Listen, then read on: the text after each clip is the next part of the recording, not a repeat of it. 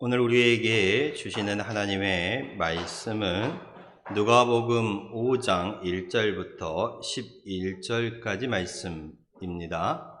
누가복음 5장 1절부터 11절까지 말씀. 누가복음 5장 1절부터 11절까지 말씀 제가 봉독하겠습니다. 무리가 몰려와서 하나님의 말씀을 들을새 예수는 게네사렛 호숫가에 서서 호숫가에 배 두 척이 있는 것을 보시니 어부들은 배에서 나와서 그물을 싣는지라. 예수께서 한 배에 오르시니 그 배는 시몬의 배라.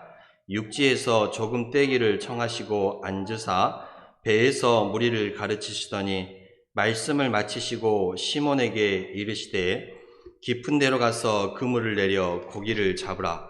시몬이 대답하여 이르되 선생님, 우리들이 밤이 새도록 수고하였으되 잡은 것은 없지만은 말씀에 의지하여 내가 그물을 내리리다 하고 그렇게 하니 고기를 잡은 것이 심히 많아 그물이 찢어지는지라.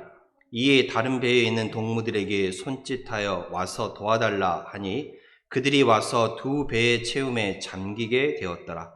시몬 베드로가 이를 보고 예수의 무릎 아래 엎드려 이르되 주여 나를 떠나소서 나는 죄인이로소이다 하니 이는 자기 및 자기와 함께 있는 모든 사람이 고기 잡힌 것으로 말미암아 놀라고 세베대의 아들로서 시몬의 동업자인 야고보와 요한도 놀랐습니다. 예수께서 시몬에게 이르시되 무서워하지 말라. 이제 후로는 내가 사람을 취하리라 하시니 그들이 베드로를 육지에 대고 모든 것을 버려두고 예수를 따르니라. 아멘.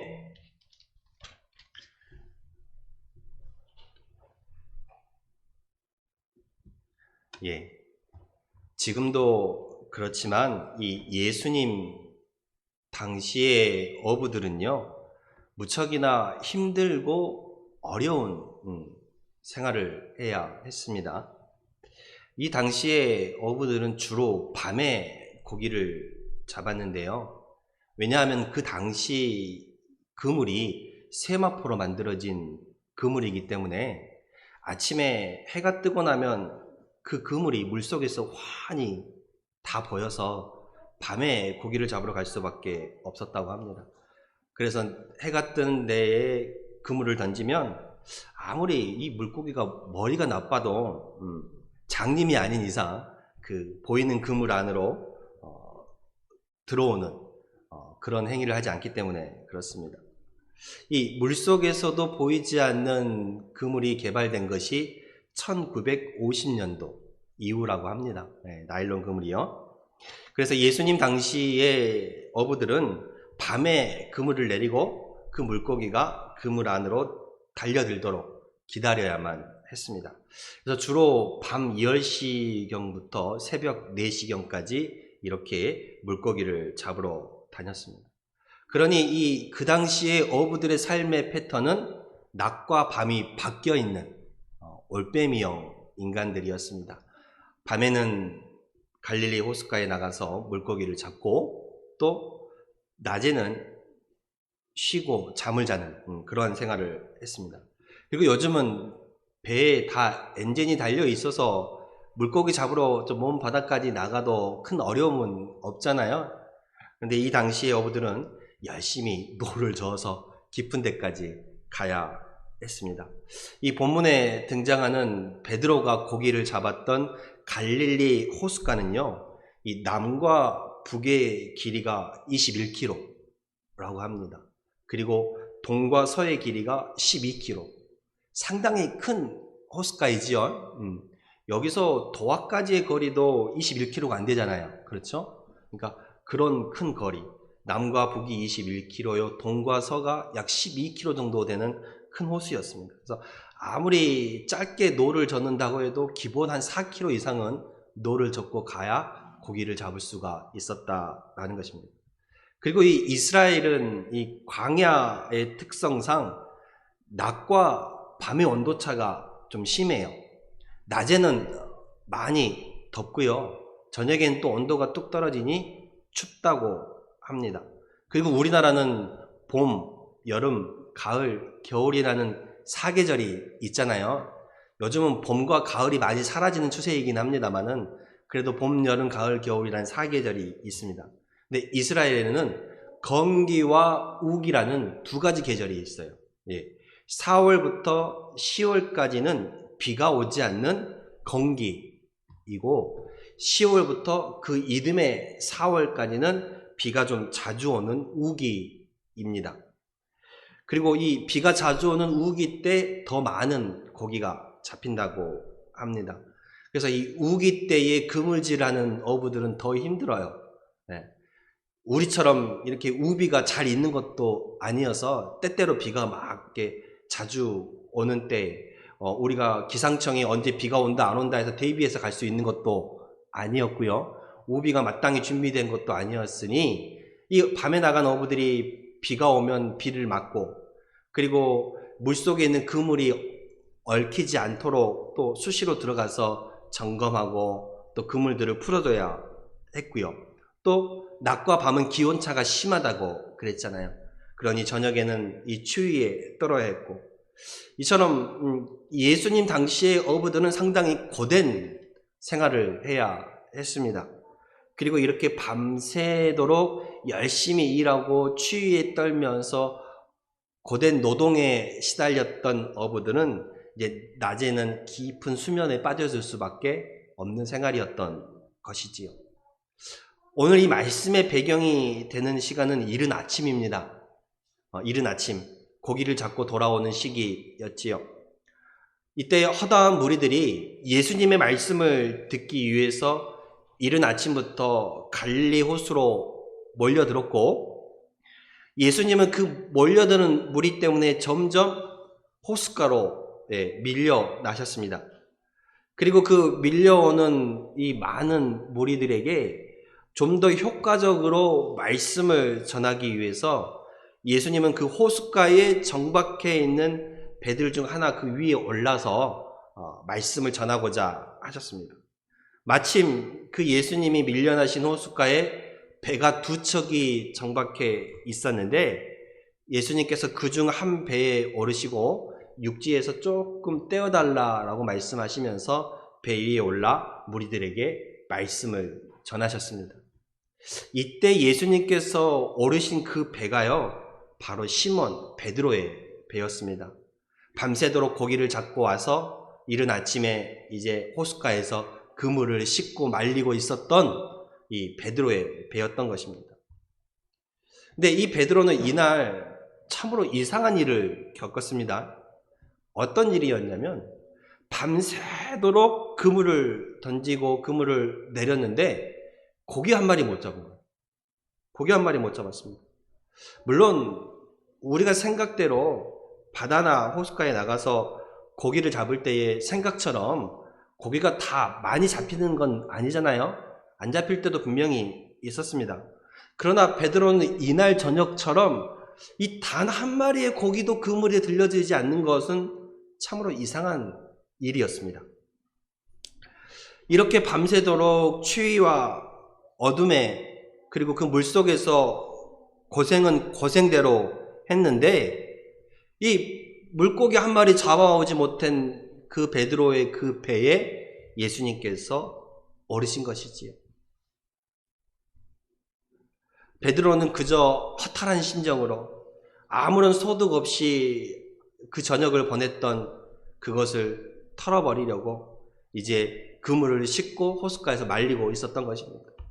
이처럼 일어날 수 없는 참 이상한 하루를 보냈던 베드로에게 주님은 찾아오셨습니다. 우리의 삶 속에도 내가 이해할 수 없는, 내가 감당하기 어려운 일들이 찾아올 때 주님께서도 사랑하는 성도들과 함께 하시고 그 성도들을 찾아오신다라는 것을 잊지 마시기를 바랍니다. 그리고 이 베드로가 이른 아침부터 그물을 씻어서 말리고 있었어요.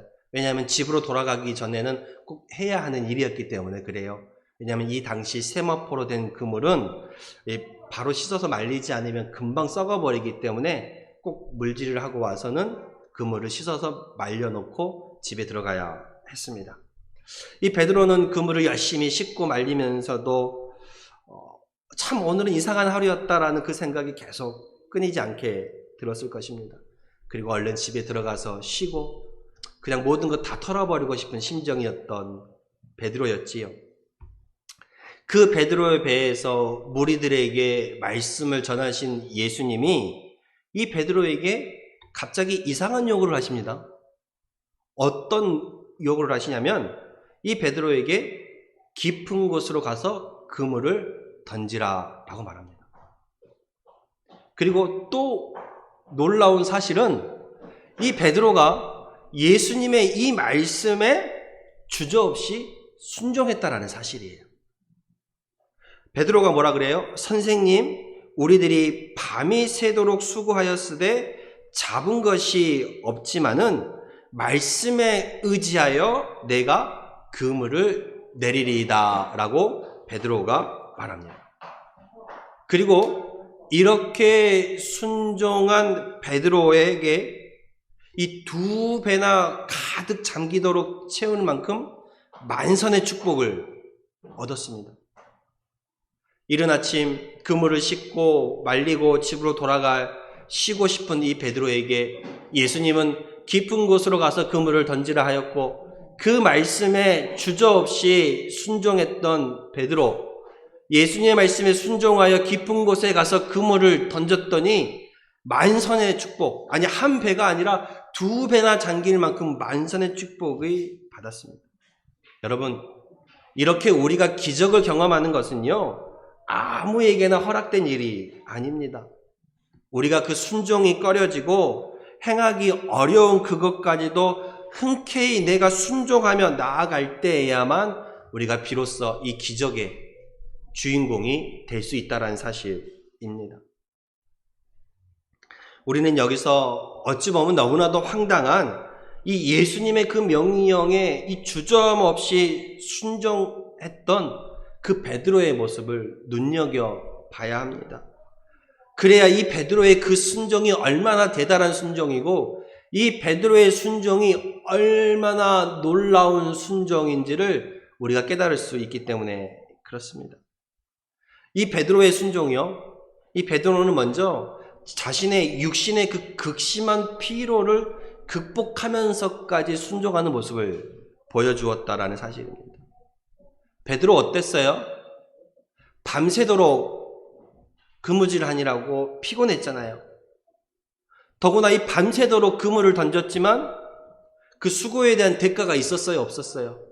그 수고에 대한 아무런 대가가 없었고 보람도 없었고 소득도 없었습니다. 때문에 이 베드로는 그날 정말 극도의 허탈감 그리고 그 피로감이 더욱 심했어요. 일을 하고 돌아와서 이 만선의 축복으로 왔다라면 피곤하지만 그래도 그 피곤함을 이길 수 있었잖아요. 근데 그물을 밤새도록 던졌는데 한 마리의 고기도 못 잡고 왔으니 피곤은 더 쌓여가는 거예요. 허탈감이 더해지는 거예요. 그 예수님께서 자신의 배에 올라서 말씀을 전하시는 동안 베드로는 그 호숫가에 앉아서 그 그물을 씻어서 말리고 있었고, 이제 집으로 돌아가서 이제 모든 그 저녁에 이상한 하루 그 실패를 잊고 집에서 쉴 생각밖에 없었습니다. 그런데 예수님은 이 극도로 피곤한, 이 지치고 힘든 허탈감에 빠져 있는 정말 손가락 까딱하기 싫은 그 순간에 이 베드로에게 다시 깊은 곳으로 가서 그물을 던지라라고 명령하시는 것입니다. 아니, 그리고 이왕이면 그 명령을 하실 거면 그물을 씻고 말리기 전에 하실 것이지, 이제 다 씻어서 말려 놓으니까 다시 깊은 데로 가서 그물을 던지라고 하십니다. 그리고 다시 깊은 데로 가려면 어떻게 해야 돼요? 노를 저어서 가야 되잖아요. 단순히 1, 2km도 아니고 깊은 데까지 가서 그물을 던지려면 몇 킬로를 노를 저어서 가야 하는데, 그 노를 저어 갈 힘도 남아있지 않은 그 순간에, 그리고 또 나갔다 오면 어떻게 해야 돼요? 나갔다 오면 또 들어와서 그물을 또 씻고 또 말리고, 그리고 집에 들어가면 하루가 그냥 가버리는 거예요. 수십 년 동안 그렇게 낮과 밤이 바뀐 생활을 해왔던 베드로에게 지금 이 아침 이제 집으로 돌아갈 이 시간은 정말 정말로 피곤할 때였어요. 그잖아요. 몸이 거기에 적응이 되어 있으니까 이제는 쉬라고 말하는 그 순간이라는 거예요. 근데 이처럼 피곤한 순간에도 주님 말씀하시는 그 말씀에 의지하여 베드로는 순종했다는 거예요. 자신의 그 육신의 피로감, 허탈감도 뒤로 한 채 그 말씀에 의지하는 순종을 보여줬어요. 그래서 베드로의 순종이 참 위대한 거예요. 여러분, 우리가 내가 피곤하고 내가 막 짜증나고 하기 싫을 때에 누군가 뭘 시키면 더 짜증이 나잖아요. 근데 그것을 이기고 그것을 해낸다라는 것은 그래서 놀라운 순종이에요. 차마 이 육신이 움직이기 힘든 그 순간, 정말 허탈감도 빠져있는 그 순간에 다시 그물을 가서 던지라라고 말하는 예수님, 그 말씀에 순종했다라는 것, 얼마나 이게 귀한 순종이고 어려운 순종이었는지 여러분 깨달아야 해요. 두 번째는요, 이 베드로의 순종이 왜 위대하냐면 베드로는 자기의 그 경험과 지식을 내려놓았습니다. 예수님께서 베드로에게 뭐라 말씀하신지 아세요? 다시 깊은 데로 가서 그물을 던지라라고 말했습니다. 그리고 그 말씀하신 시간이 언제예요? 아침이에요. 아침에 뭐가 떠 있어요? 해가 떠 있어요. 그럼 제가 말씀드렸잖아요. 이 당시 세마포로 만든 그물은 햇빛을 받으면 물에서 보인다 안 보인다? 보여요. 그러니 눈먼 물고기가 아닌 이상 멍청하게 이 그물 안으로 달려들 물고기가 있다 없다? 없다라는 거예요. 이 갈릴리 호숫가에서 수십 년간 그물질을 해왔던 베드로에게는 너무나도 당연한 상식이었고 경험이었던 거예요.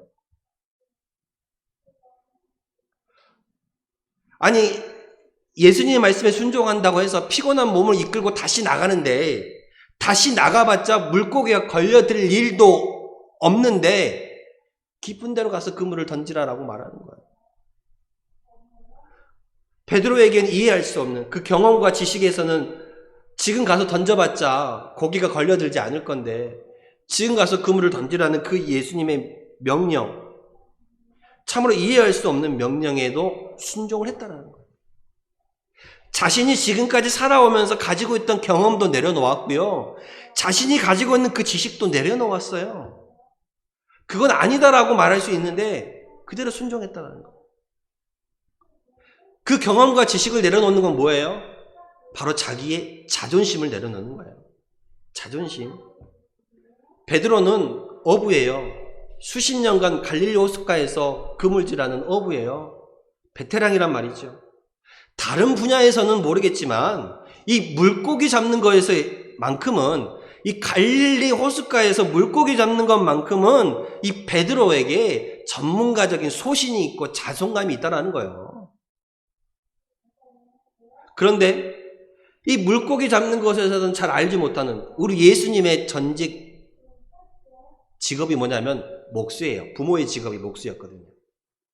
근데 이 목수가 밤새 한 마리 물고기도 잡지 못해서 허탈해 있는 베드로에게, 쉽게 말하면 목수가 어부에게 훈수를 두고 코치한 상황인 거예요. 그죠? 몸도 지쳤고 마음도 지쳤는데 이제 목까지 구겨지는 거예요. 자기의 자존심까지 구겨지는 거예요. 이런 상황이면 우리는 뭐라고 얘기했겠어요? 아니, 당신이 뭘 한다고 그러냐고. 지금 가서 그물 던져봤자 고기가 잡힐 리가 없다고. 이쯤 되면 나하고 지금 막가자는 거자라고 막 서로 싸울 수 있어요. 말도 안 되는 소리 한다고. 그죠?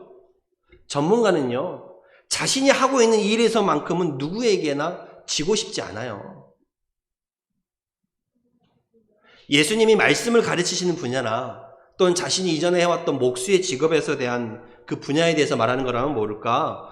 고기를 잡는 분야에서만큼은 베드로에게 말하면 안 됐어요. 왜요? 그건 베드로의 어부였던 베드로의 뭘 건드린 일이에요? 자존심을 건드린 일이었어요. 그럼에도 불구하고 베드로는 그 자존심까지도 내려놓고 순종했다는 거예요. 자신의 생각으로는 도저히 있을 수 없는 일이고 지금 가봤자 고기가 달려들 일도 없고 안 그래도 피곤한데 나간다는 건 정말 감당할 수 없는 일임에도 불구하고 베드로는 순종해서 다 갔다는 거예요. 그래서 이 깊은 데로 가서 그물을 던지라는 그 예수님의 말씀에 순종한 베드로의 그 모습이 정말로 위대한 순종이라고 말하는 거예요. 귀한 순종이라고 말하는 거예요. 어려운 순종이라는 거 말하는 거예요. 왜 이 베드로의 이 순종이 위대한 순종이에요? 베드로가 어떤 큰 일을 했기 때문에 그래요? 뭐 남들이 이루지 못하는 업적을 이루었기 때문에 그래요? 아니에요. 베드로의 이 순종은요, 나를 내려놓는 순종이었기 때문에 그래요. 자신의 경험도 내려놓고 지식도 내려놓고 자존심도 내려놓고 자신의 피곤함조차 극복하는 나를 내려놓는 순종이었기 때문에 그래요. 나라는 그 자아를 죽이고 나아가는 순종이었기 때문에 베드로의 순종이 위대한 순종인 거예요. 그러한 순종이 오늘 여러분들에게 있어지기를 원합니다. 말씀을 듣고 말씀을 우리가 행함에 있어서 나의 육신의 피곤함조차도 잊고 극복하면서 나아갈 수 있는 순종, 주님의 말씀 앞에 나의 경험과 지식도 내려놓을 수 있는 순종, 나의 고집과 아집을 내려놓는 거예요. 그리고 거기에 더해 나의 자존심까지도 내려놓을 수 있는 그 순종을 여러분들이 보여줄 수 있기를 바랍니다. 그 순종이 위대한 축복으로 다가오는 거예요.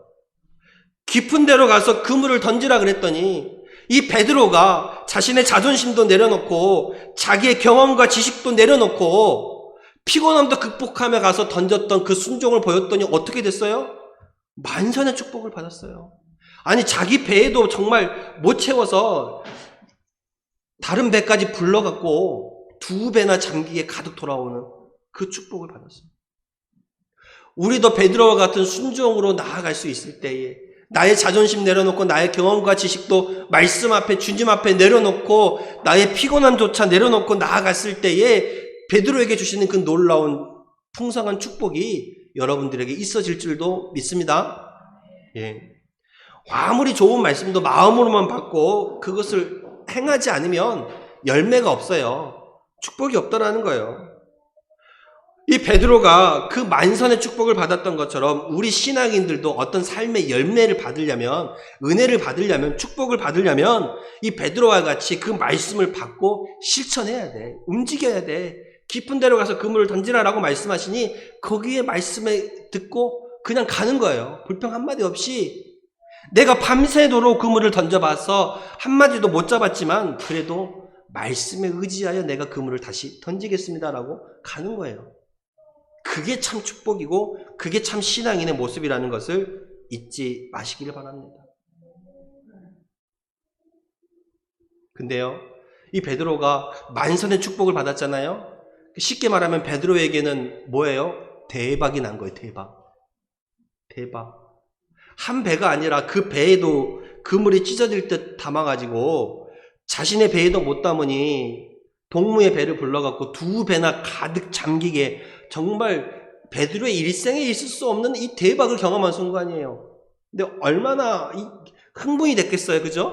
얼마나 기쁨이 넘쳤겠어요? 지금까지 이러한 일을 경험해 본 적도 없거든요. 근데 바로 그 순간에 그 기쁨과 이 환희도 잠시 베드로가 어떤 행동을 보여줍니까? 전혀 예상치 못한 행동을 보여줘요.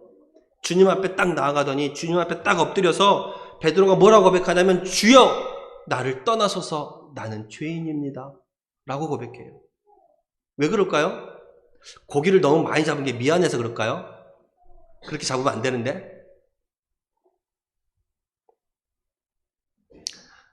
어느 나라를 막론하고 바다를 끼고 사는 어부들은요, 이 바다를 주관하는 신과는 뗄래야 뗄 수가 없어요. 그렇죠? 그래서 어느 나라든 바다에 대한 신이 있어요.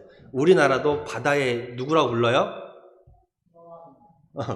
용왕이라고 부르기도 하죠. 그죠? 용왕신이 있어요.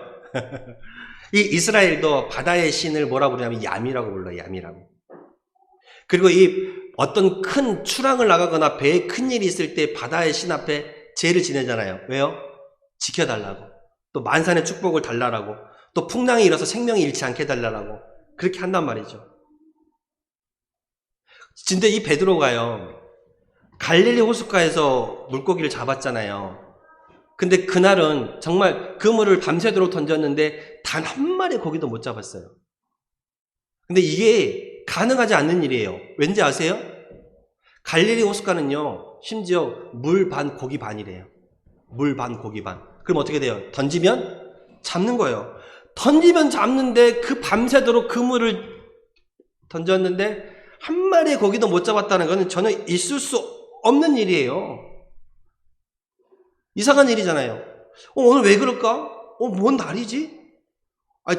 베드로의 평생 그물질에 이런 일이 있을 수가 없었어요. 물반 고기 반인 이 갈릴리 호숫가에서 밤새도록 그물을 던는데 한 마리도 못 잡아. 정말 이상하다 생각하고 이제 집에 돌아가서 참 이상하네 그러면서 그물을 씻고 말리고 정리하고 있었는데 예수님이 오셔서 다시 깊은 데 가서 그물을 던지라 그래요. 그래 예수님 말씀하시니까 말씀에 의지하여 내가 그물을 던지겠습니다. 그물을 던졌더니 놀라운 일이 일어났어요. 이 마치 물고기들이 다 장님이 된 것 마냥 막 그물 안으로 막 몰려드는 거예요. 막 달려들어. 다 멍청하게 그 물고기가 다 멍청해진 것처럼 막 몰려들더니 그물이 막 찢어질 것 같아. 자기 배에도 못 담그고 동무의 배까지 불러서 다 두 배가 잠기게끔 그런 놀라움. 아니 전날 밤에는 한 마리도 못 잡았는데 이른 아침에 그물도 뻔히 보이는데 이 물고기들이 그물 안으로 막 달려드는 거야. 이른 아침에. 놀라운 경험을 했어요. 베드로는 아니 어떻게 이런 일이 가능할까 생각하다가 어느 순간 딱 떠오르는 거예요. 그게 뭐예요? 바다의 신만이 가능한 일이다. 신만이 이러한 일을 우리에게 주실 수 있다라고 생각하는 거예요. 그래서 내게 지금 이 깊은 곳으로 가서 그물을 던지라고 말하는 저분이 혹 신은 아닐까? 어쩌면 신의 대리자가 아닐까라는 생각이 들었고 베드로는 주님 앞에 풀썩 엎드린 거예요. 주여, 나를 떠나소서. 나는 죄인입니다. 사람들끼리는요, 네가 잘났네, 내가 잘났네 하지만 우리가 신적인 신 앞에는요, 누구나 다 엎드릴 수밖에 없어요. 누구나 다 죄인이라는 거예요. 베드로는 바로 이때 예수님의 그 신적인 권능, 신적인 존재를 깨달았다라는 거예요. 그러니 주님 앞에 풀썩 엎드릴 수밖에 없었고 주여 나를 떠나소서. 내가 죄인입니다. 주님 앞에 나를 낮추는 거예요. 이전에 그물을 던질 때는 선생님이여 그랬는데 이 만선의 축복을 벗고 나니 이것은 신적인 존재만이 할 수 있다는 생각이 번뜩 들고 나니 선생이라는 호칭이 뭘로 바뀌어요? 주로 바뀌는 거예요. 주여 나를 떠나소서. 이제 베드로는 예수님을 누구로 보는 거예요? 누구로 받는 거예요? 신적인 존재요 주로 받는 거예요. 그 전에는 말씀을 전하던 선생이었지만 이제는 나의 주가 되고 나의 신적인 존재가 되는 거예요. 그 앞에 베드로는 자신을 낮추고 바싹 엎드렸던 거예요. 우리도 그래요. 우리도 이전까지의 삶은 예수님은 그저 이름 한번 들어본 혹 누군가의 선생이라고 생각할지 모르지만 내가 예수님을 만난 순간 내가 예수님에 대한 호칭이 나의 주로 바뀌고 나의 신적인 존재로 바뀌고 그 예수님 앞에 내가 엎드려질 수밖에 없다라는 거예요. 그래서 주 앞에 예수님 앞에 주로 고백하며 주여 나를 떠나소서 주여 나는 죄인입니다라고 주님 앞에 고백하며 나오는 거예요. 우리는 신앙생활을 하면서 예수님이 누구인지를 깨달아야 돼요. 그 예수님의 신적인 권능, 신적인 능력을 깨달아야 해요. 그래서 그 주님 앞에, 예수님 앞에 나를 낮추고 겸손히 엎드릴 수 있는 성도가 될 수 있기를 바랍니다. 그게 참 신앙의 모습이에요. 나를 알고 예수인 주를 알고 그 주 앞에 겸손히 나를 내려놓고 엎드릴 수 있는 여러분들의 모습, 그 모습이 있을 때에 주님께서는 여러분을 동역자로 삼아주시는 거예요. 이 베드로에게 엎드린 베드로에게 주님 뭐라 말씀하신지 아세요?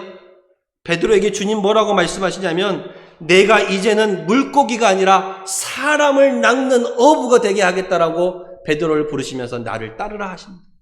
이제는 너에게 사람을 낚는 어부가 되게 하겠다. 그러면서 베드로를 자신의 동역자로 세워주시는 것입니다.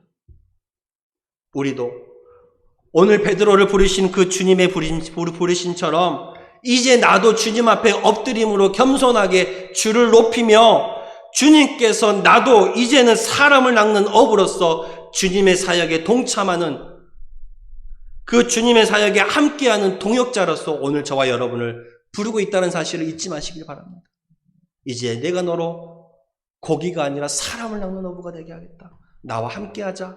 나의 동역자가 되라고 말씀하고 있습니다. 이후 베드로는 주님과 함께하며 주님의 사역에 동참하며 주님을 돕는 동역자가 되었습니다. 우리도 이제 주님을 알았고 주님과 함께하니 남은 인생 사람을 낚는 어부로서 주님과 함께 동역하며 주님과 함께 생활하는 여러분의 복된 삶이 다 되시기를 축복합니다. 기도하겠습니다. 주여 감사합니다.